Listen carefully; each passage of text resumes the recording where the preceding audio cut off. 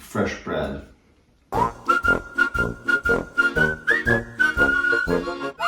Today we're going to be drinking the Dunkel from Goller out of Franconia, Germany, which is in northern Bavaria. This is a highly awarded Dunkel. It's got a European Beer Star, 97 from Beer Connoisseur. This is made from 100% Munich Malt, and it's really an extraordinary beer. As I understand, it's unavailable in New Mexico where we are, but we happen to have a bottle from Ancient Craft Imports out of Kansas, and I really can't wait to try this again. So let's crack it open. There we go.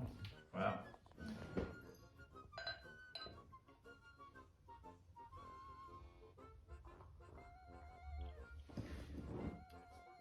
Nice, warm, reddish brown.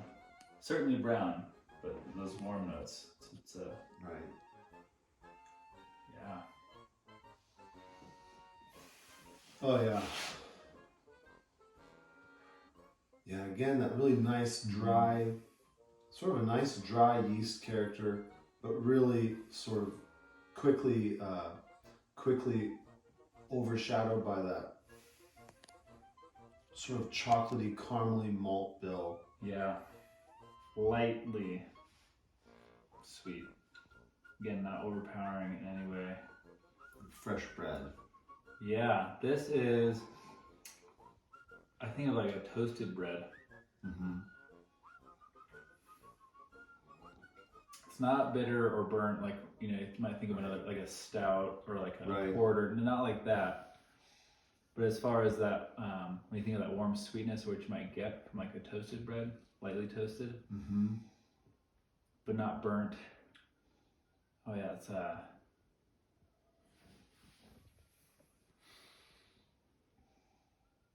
it's good. Yeah, it feels like the roast on this malt really changes the character from that sort of that light, grassy, maybe hay-like quality of a lighter beer to just this almost nutty, Yeah. cookie-like, Yeah. bordering on chocolate, but not dark chocolate,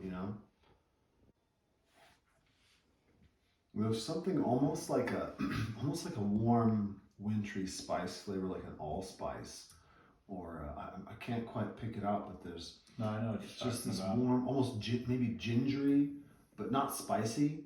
Just a sort of warm ginger snap kind of a flavor, not spicy. Yeah, and not sweet like you think of a sugary ginger snap cookie or something. Mm-hmm.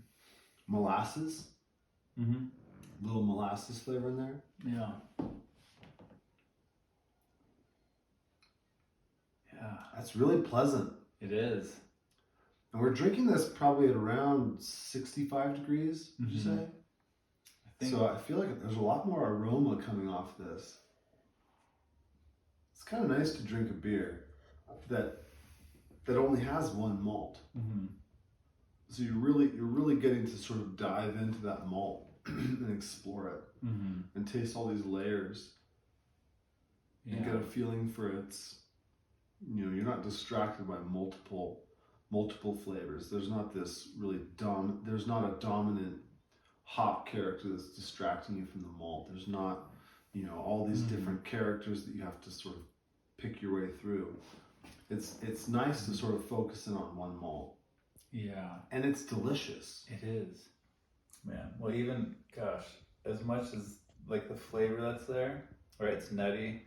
The longer I sit with it, that spice flavor we were talking about earlier, we can't really put our finger on, that's coming up more on the finish, which makes it a little brighter, a little more dry. But you still have that malt and that nuttiness that comes out the longer I sit with it. So with everything going on in this beer, the sweetness, the nuttiness, that spice, all coming from a single malt, I think it's something I would love to have, again with food, but I would really enjoy drinking it right before dinner. Oh, I feel good about giving this a 4. I'd give this a 4.7. Mm-hmm. Yeah, I feel about the same about it. It's smooth, it's drinkable, it's got sweetness, bitterness, it's got a sort of a bright acidity at times. It's a little bit complex. It's an easy drinker, but it's got enough sort of character to stand up to an accompanying meal or something. I would probably give this something like a 4.8 maybe.